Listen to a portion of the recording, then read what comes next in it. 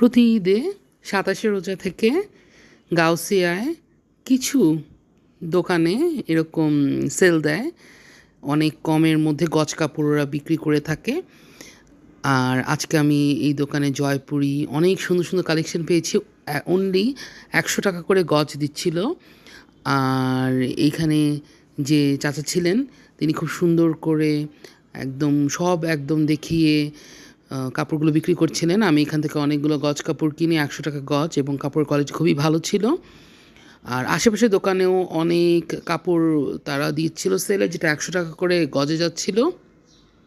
এরপর বাটিক, তারপর নেট, অনেক ধরনের কাপড় ওরা দেয়। এটা শুধুমাত্র ২৭শে রোজা থেকে চাঁদ রাত পর্যন্ত থাকে।